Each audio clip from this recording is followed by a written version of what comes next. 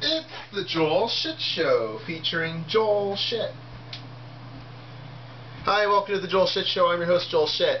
So today is a holiday at both Yahoo and Stanford. Getting a little spoiled here.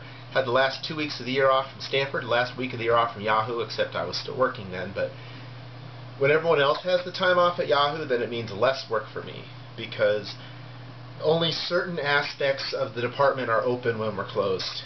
Like on the home page, go to front page yahoo.com, and you know when news doesn't stop because it's a holiday. So some people still have to work, like me. But the only work I have to do, the work that has to do with news. So it's not so bad. Today, instead of working from 6 to 9 like I normally do, I work from noon to 6. More hours get done earlier. I have tonight free. However, this big ass storm is coming through. By this time next week, we could have 6 inches of rain, which for us, big deal. So I may not do anything with that anyway. I don't know. Last night, I watched Burn After Reading. I've never seen a Coen Brothers movie before. I just know that one of them's named Joel, and he may not have a shit show, but what's not to like? So I said, alright, we'll give it a shot. So, put the DVD in the PlayStation 2 and fired that baby up and watched it, and man, there's a lot that goes on in that movie. I mean, it was a good movie. I enjoyed it.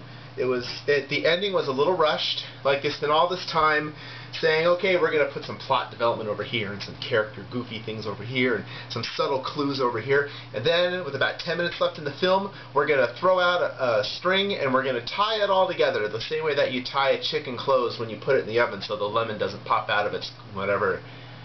I don't know, what is it, a chicken cooch? Whatever the thing is where you stuff things into a chicken, right? So they spent all this time developing all of this stuff, and then in the last 10 minutes they tied it all together. And they didn't do it implausibly or improbably. It made sense, but it seemed rushed, as if to say, this movie must be under 100 minutes. We need to do what we can to get to the point. And I think if they had spent an extra 15 minutes tying it all together at the end, it would have felt more natural. Even with that said, it was a decent movie. I enjoyed it. It would have been better if they had done that. I thought that movie was a different movie that came out last year, whose name I can't think of right now, but it wasn't. But I'll watch that one, and then I'll compare the two. I just knew it was a Coen Brothers movie. I guessed wrong. Let's see. Went to KSCU, did my show. It was a solid show in terms of music. I was really happy. Didn't really make any mistakes. The person who does the log books did not put in a log sheet for the afternoon, so I had no spots to read. It's really annoying to me that that continues to happen, but I'm not in charge of the station. It's really hard for me not to have a leadership role sometimes. Sometimes I am just a person there to help support, and I need to be able to do what I'm told and not worry about anything. And it's hard for me sometimes, because if I were in charge, I would do things differently. But I'm not in charge, and that point should not be overlooked. So the first part of the storm came through last night, and we're getting a little bit of a break now, although the rain's starting to pick up again.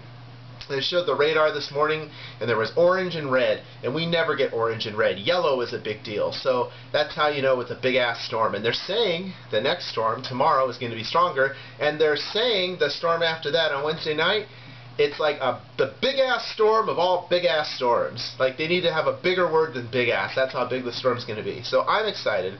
They're saying some of the busiest week of rain since 1995, and I believe that. I don't remember 1995 specifically, but I mean, I'm sure we had a couple of good storms, because I'm sure I missed going to class a lot. To this day, I still dream about missing too many classes and having to drop the class because it rained so much, because I didn't go to class when it rained. But, you know, that's well behind me now. I'm all graduated and everything, so whatever. So I try to enjoy my day off, not doing much with it, but like I said at the top, I'm a little spoiled because the next holiday, President's Day, and then after that I work every day until Memorial Day at Stanford. And, you know, I hope I don't burn out. That'll be the real test, going 3 straight months without a day off. I've never done that before. So we'll see how it goes, but, you know, it is what it is. Let's see. Oh, there was football yesterday, wasn't it? I just didn't care. I had bet the Dallas Cowboys +3 against the Minnesota Vikings. Oops. This is a play I should have known better than to take, because when someone plays against their idol the first time on a grand national stage, they will be too busy staring at the other guy. So Tony Romo looks up to Brett Favre. He's like, I used you in Madden 98, or whatever it is that he said. But the problem is, so now it's time for the game, and Favre's like, okay, I'm locked in. I took my meds, I'm all set. And Tony Romo's like, I'm playing with Brett Favre, and I didn't get to have sex with Jessica Simpson last night, because she was hungry. So he wasn't prepared for the game. He should have gone to Vegas with Katy Perry, and then he would have been fine. So what happens? Romo looks like crap, like he did 3 years ago. Favre looked like Favre has looked all year for the most part. So they won. So, and Keith Brookings, a fucking moron. When you're at the professional level, it's no different than when the Patriots are running up the score. You're professionals. You're not at a disadvantage like you are in college where recruiting is not equal. Your job is to stop them. So, just what I need. Another reason to hate the Cowboys. The one time I try to depend on the Cowboys. But, just a one-unit bet. You gotta let it go. What was the other game? San Diego and the Jets. The game made a lot of sense to me. I don't remember betting on the Jets. I remember betting on San Diego. But I remember betting on both teams. I might have tried to go for a hedge or something where San Diego wins by 8 points. But instead, the Jets beat the crap out of the Chargers, and you just kind of saw as the game went on, those missed field goals were going to catch up to him.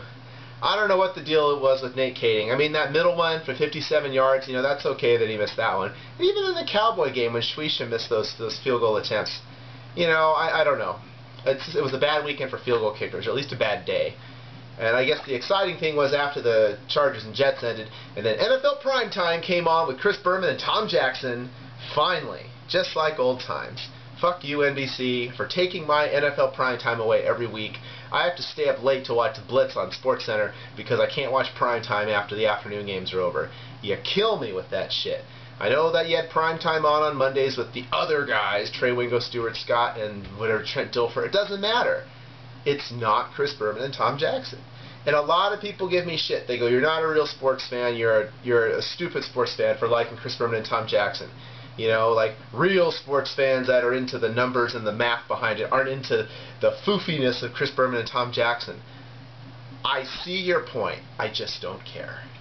Some things you just never outgrow. I still play Tecmo Bowl. Of course I like Chris Berman and Tom Jackson. That's all the time we have today. Visit us on the web at joelshitshow.com. Email joel@joelshitshow.com.